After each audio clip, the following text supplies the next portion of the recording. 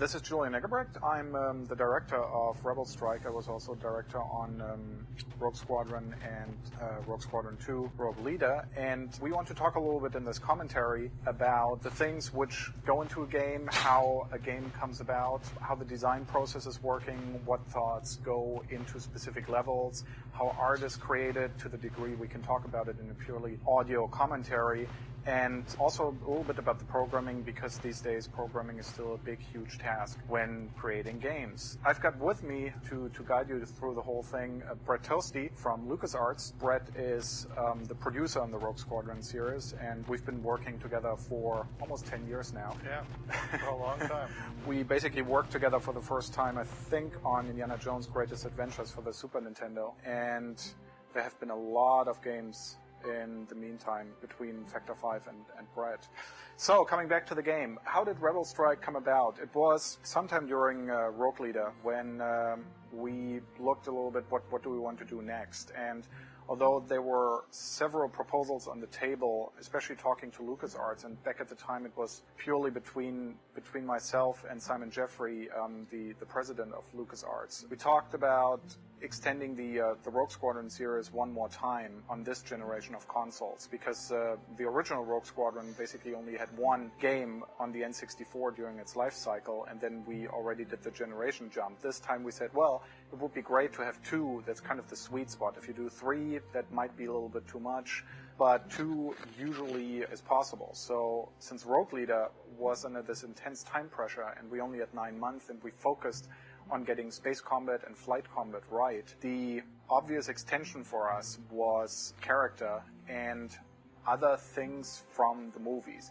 I mean, in terms of concept, it was very clear that the fantasy fulfillment of playing an arcade-style interpretation of the original trilogy was what really hooked people in, to a certain degree in Rogue Squadron, but much more so in Rogue Leader.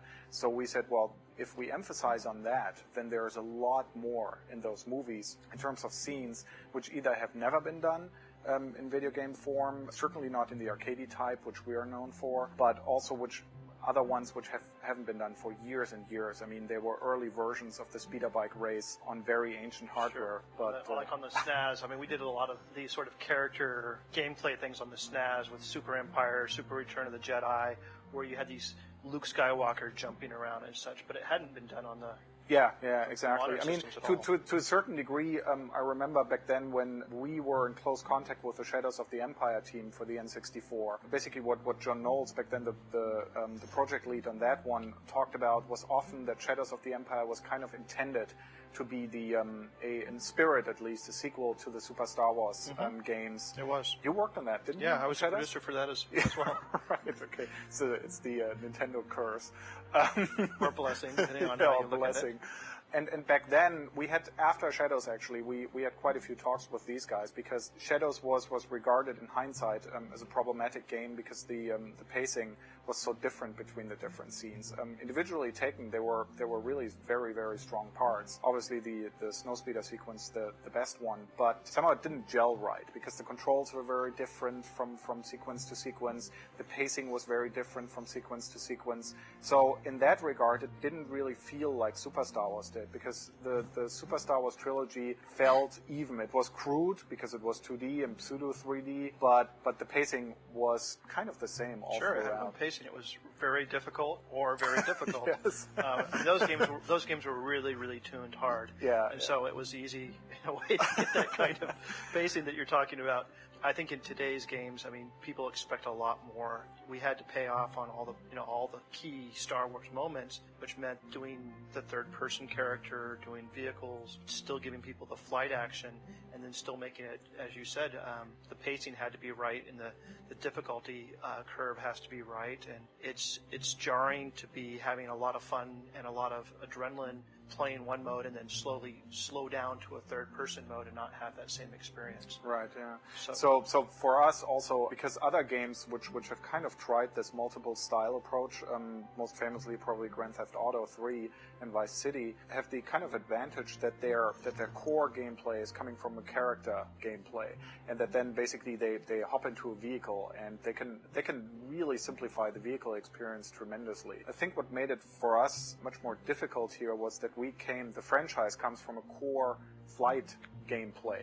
And then you try to get into walkers, which, funnily enough, you would think that the walkers in the forest actually would be a no-brainer. I mean, in terms of content and including it, I think when Simon and I talked about it, and you and I talked about it, we immediately knew we wanted to have Chewie in the forest. But it proved to be a huge undertaking to get the controls even remotely similar for mech combat to A, feel like an ATST, and B, be similar to the controls in the traditional flight levels. And then for the characters, it of course was the same problem, because we were coming from the Rogue Squadron controls, and we didn't want to make the Shadows mistake of changing controls. So it had to be the same and kind of ease players into it, and that was just a tremendous challenge. It's up to the player, I guess, to decide if we kind of were up to par for it. But I hope we are.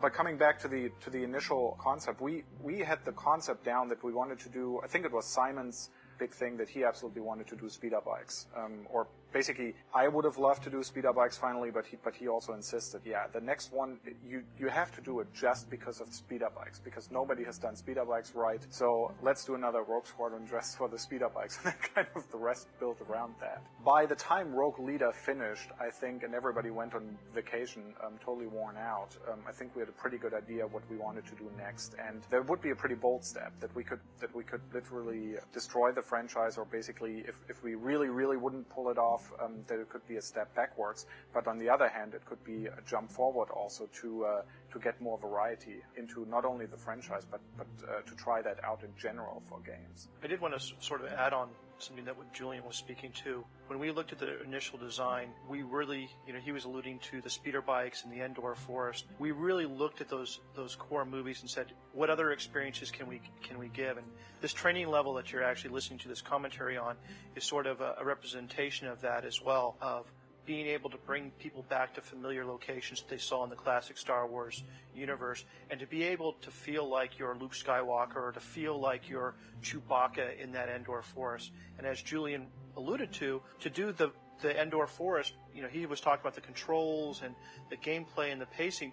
There's also the whole aesthetics of making it look and feel and sound like you're in the movies. And to get that right is very difficult. And I think Factor 5 has done a great job of making each location look and feel like something right out of the movies. And I think that was one of the overriding goals on really all levels, including this training mission that you're seeing here. It was to capture the essence of the classic Star Wars universe, to capture the essence of the characters. And one thing that Julien didn't mention yet, which is we also wanted to give the players the opportunity to finally play Rogue Squadron in multiplayer and to compete against their friends.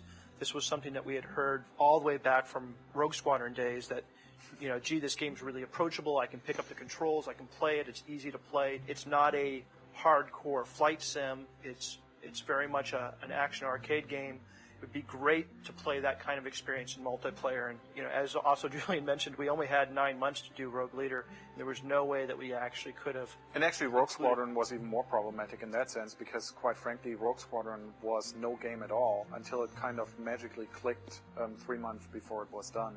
So nobody, yeah, it is a good point. So nobody even knew that the whole gameplay aspect of 360-degree free flight gameplay, which hadn't been done up to that point at all in this type of game. I mean, these days everybody says, well, isn't it logical to do exactly that with the Star Wars content? But back then, it never was done before, not only within Star Wars context, but in general. Yeah, you really only had the hardcore flight sims. Right, yeah, on the PC, which kind of we strayed away from. So I guess in some other part of the commentary we can swoop back a little bit into the origin of the Rogue Squadron series, which might be some fun. Sure. Let's get a little bit more concrete, since you already talked about that. We're on Tatooine, and we're doing Tatooine training, which probably a lot of people will remember from Rogue Leader. On Rogue Leader, a different level designer or mission designer, Chris Clyde, did Tatooine training. This time it's Matthias Worch, or Matt Worch. Yeah, however you want to say it. Hey Matt, so why don't you talk a little bit about your concept for the training level? Well, the training level for this one was interesting for me in that it's the first level whatsoever I've ever done for a Rogue Squadron game. I actually came onto the project pretty late, and this level was slated for somebody else. Chris Crawford was originally going to do this level, and he didn't have time. Right. So I came in, this being my first mission, and the last game actually had a very good training, but it was done in a very short time. Like Chris Clay only had 2 weeks or something to make it together, and what he came up with was really amazing. Yeah, but it was pretty much a nightmare. He still dreams of the script for it, as far as I know. Yeah.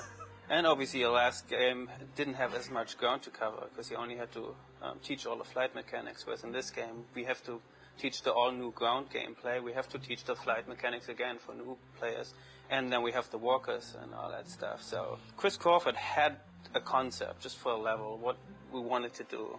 I mean, when you think about it, there's ground missions in this game now. Obviously, you wanted the homestead, just because it's such an iconic place from the movie, so you want to go back to that.